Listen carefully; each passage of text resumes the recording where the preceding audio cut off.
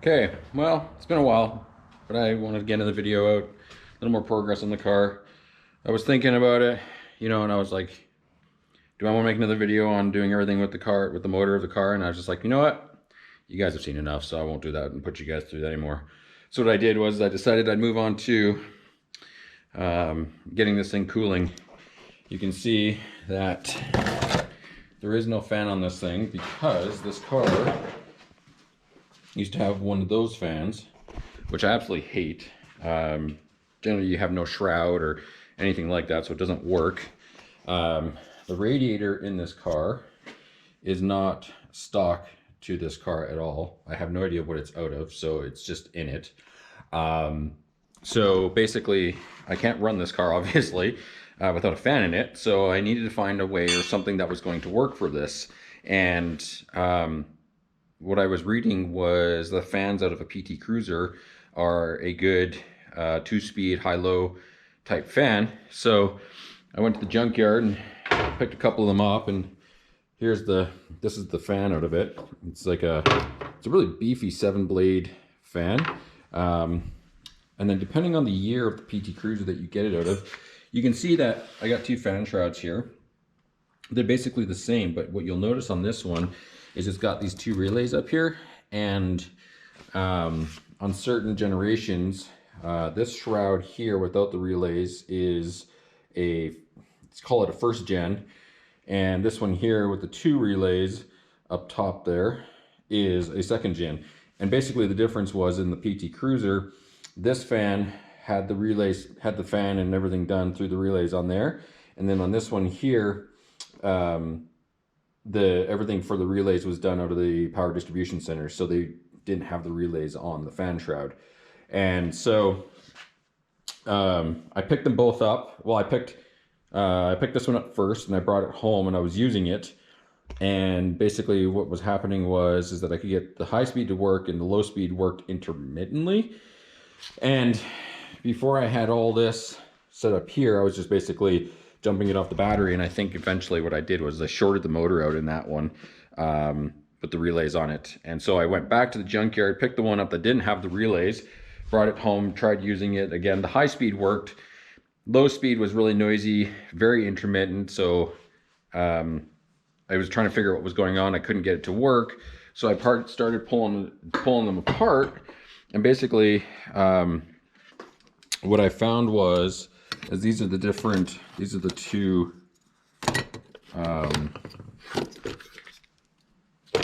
these are the 2 motors, or I'll call it control boards, with the brushes for these fans.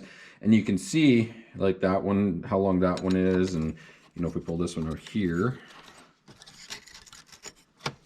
you can see that the 3 of them, there's 3 of them in here that are all about the same length.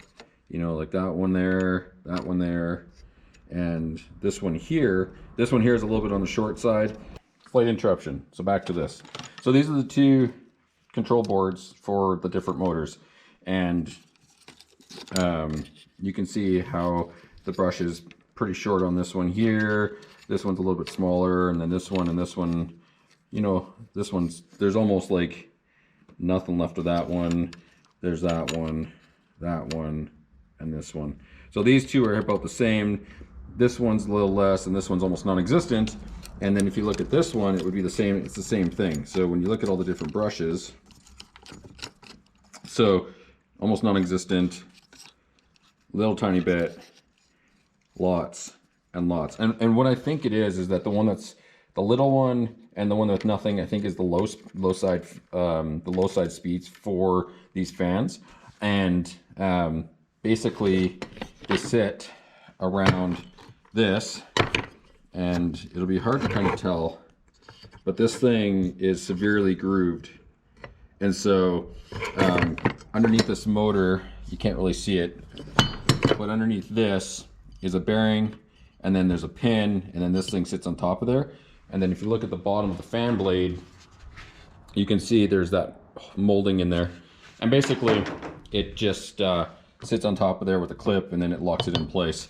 So unfortunately, both of these fans, let's go back just a step. So initially I would say that yes, I would recommend these fans if you're looking for something for your car, as in a purpose that I'm doing. But not that I still wouldn't necessarily recommend them.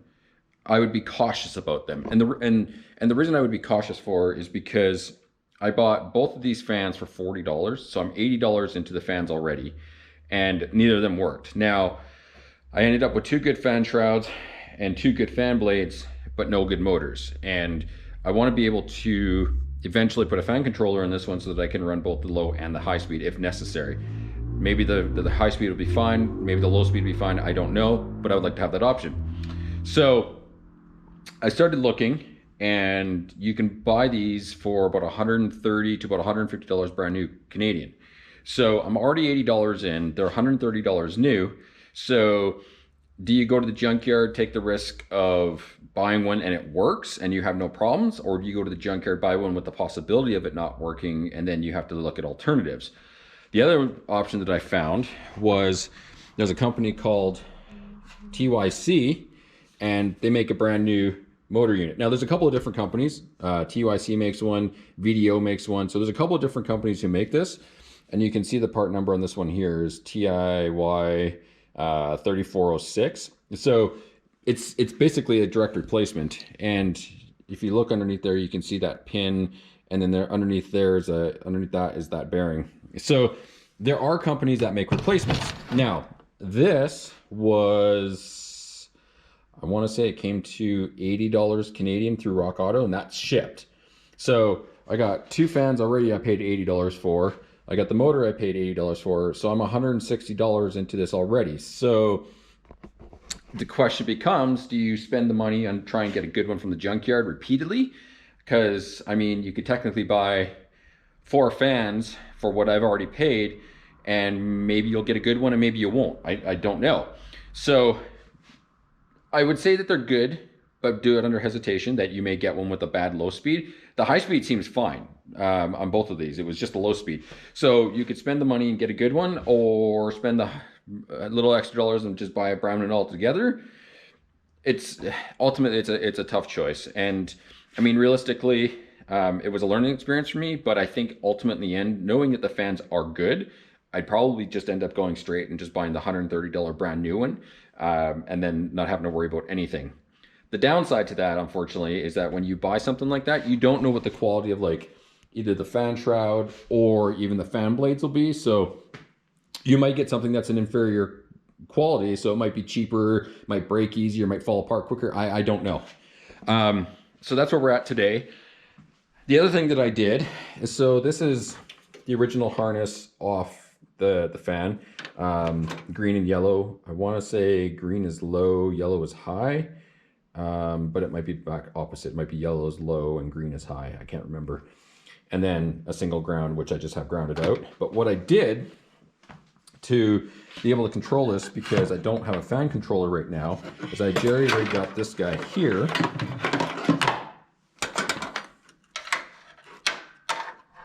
And basically this contraption is 2 clamps on either end, fed by a 2-pole, or technically a 3-way switch, if you will, battery isolator. And generally what this is designed to do is it's got a 1 switch, a 2 switch, and a both switch, and it basically isolates batteries. So normally your power would come. Normally power comes in off the 1 or 2 or somewhere in here, and then it basically allows you to say, okay, I want this battery, or I want this battery, or I want both batteries. But what I did for this, in this purpose, because electricity only flows technically one way, I put a clamp into a 50 amp fuse, which comes into the switch. So when I put this end onto the battery here, I can then choose 1, or I can choose 2, and then it feeds out through to this other clamp. Right now I only have it on 1 because I'm only testing 1 or 2 sides of the fan. But basically what I can do then is I can control, when the fan is on the radiator and working, I can control the high or the low speed off of this for now until I get a fan controller so that I can use it. So what I'll do is I will get the fan put all back together. And once I get it put back together and put into the car and set up, then I will show you how that works.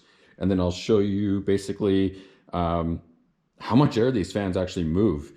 Even on a low speed, I can put a piece of paper on the radiator on the front of it and it basically stays there. So it's going to move a lot of air.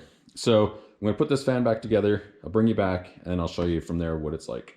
So got that fan installed because none of this is stock. Basically what I've done is I've taken some aluminum flat bar.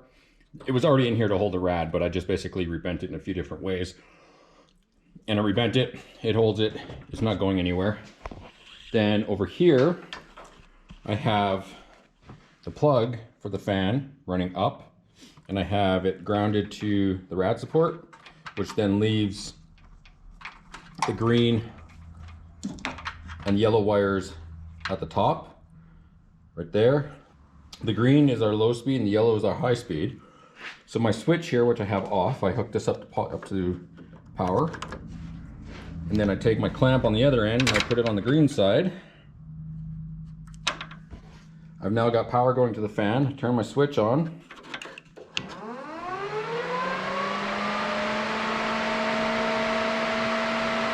And now the fan's working.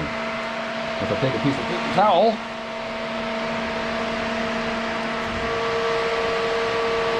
it holds it.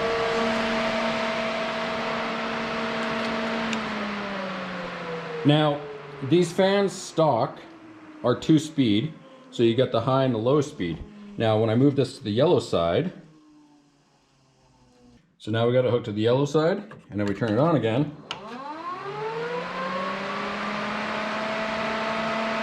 And now it's on again.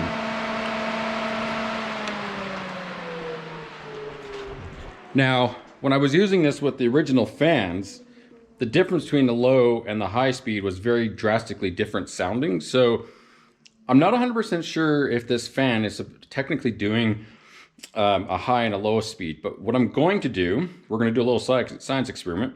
Don't know how accurate it's going to be. I'm going to pull the fan back out, and then we're going to use a thing on my phone which allows you to sort of gauge what the RPM is, and we'll do that.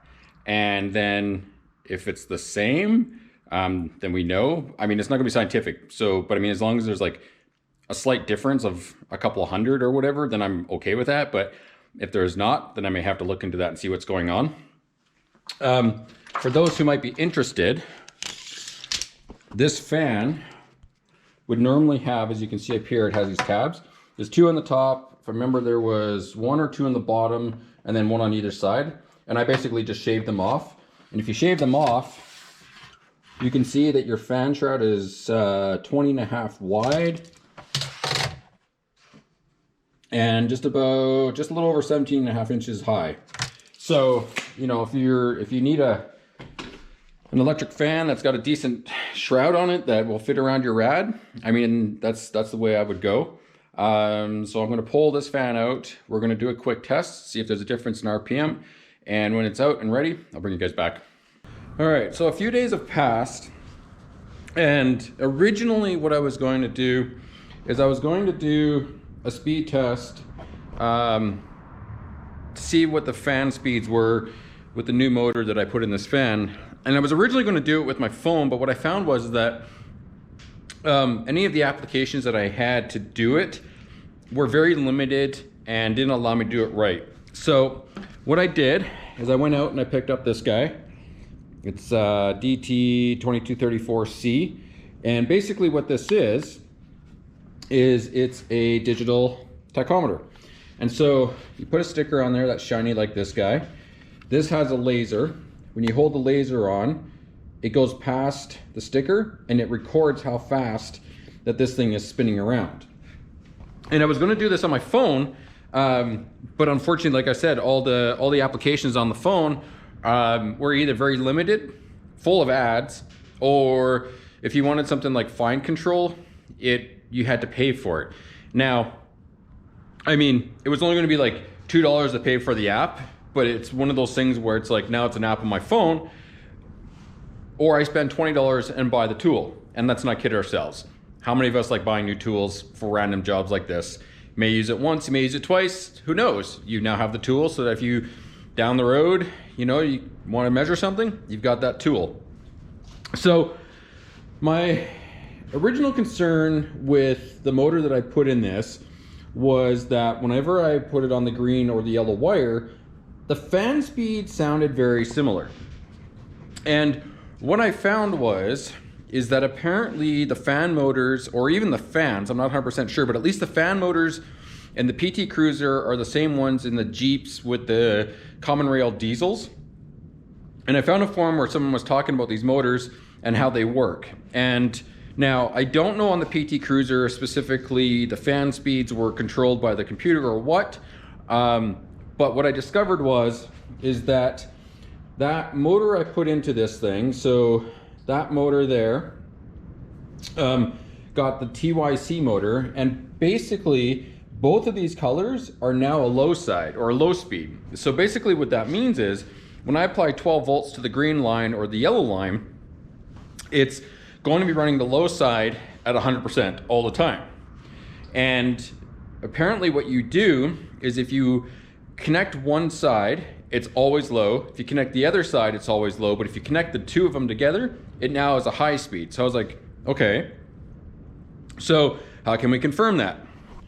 Well, we go back to our little tool down there. So if I hook up the positive here, and I hook up, say, yellow. Now if I apply power, fan comes on. If I grab my reader,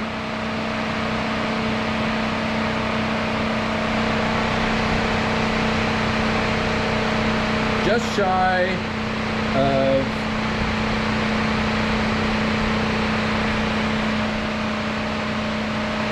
so it's about, if I get down real close here, it's like 1850-ish RPMs on the one side. Now, if I turn this off,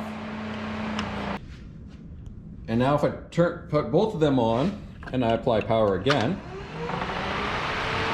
now it comes on. If I check it again,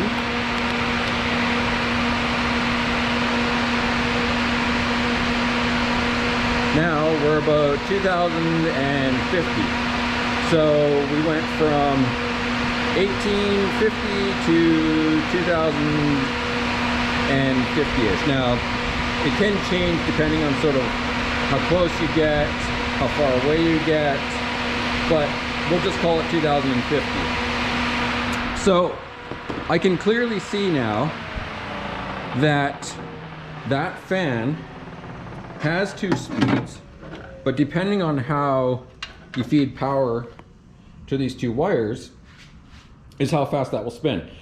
So what I think basically happens on a PT Cruiser is that on the low side, the computer basically says, hey, we don't need you running at 100%.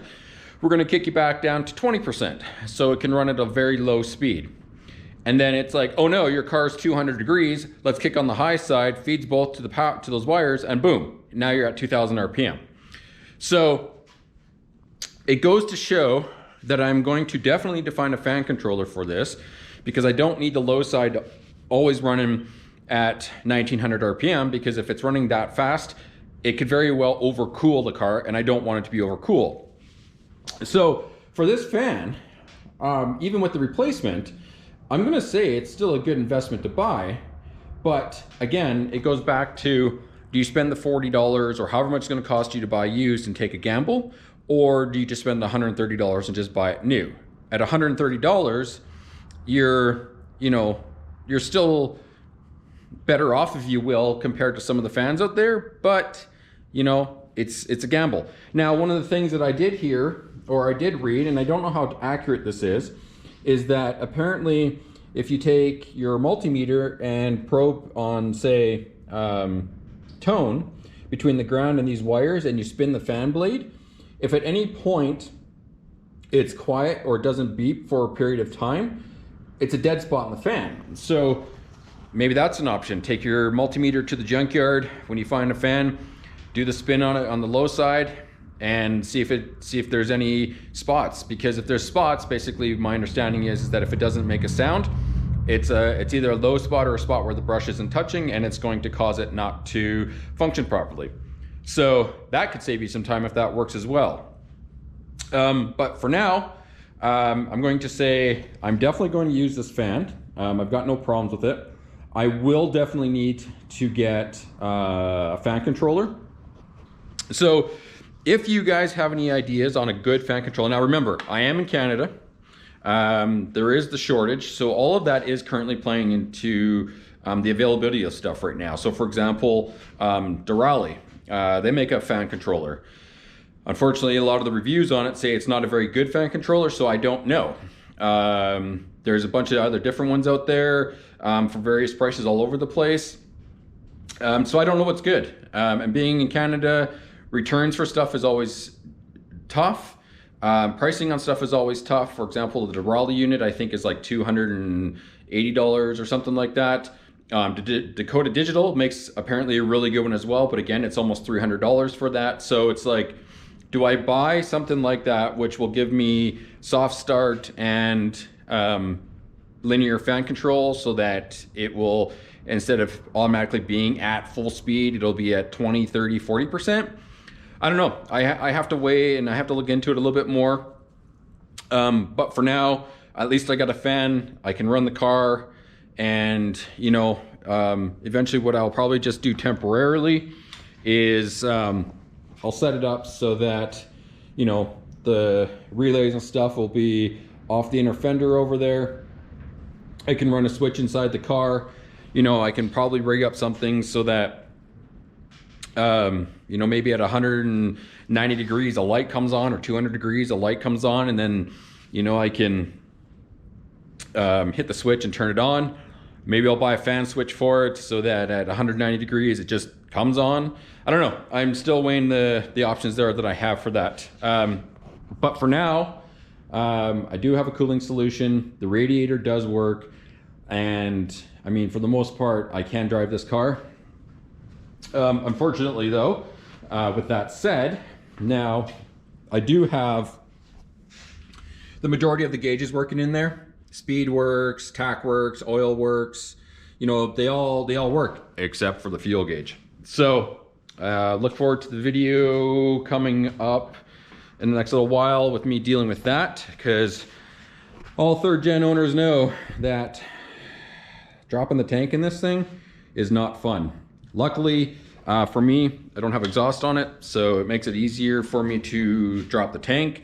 But again, it's a car from 40 years ago, so nuts and bolts can be a problem. But other than that, I'm gonna sign off. The fan's working. You can see that that fan does have 2 speeds. And so from there, it's just going to be getting a fan controller. But other than that, I'll see you guys later. Thanks for watching.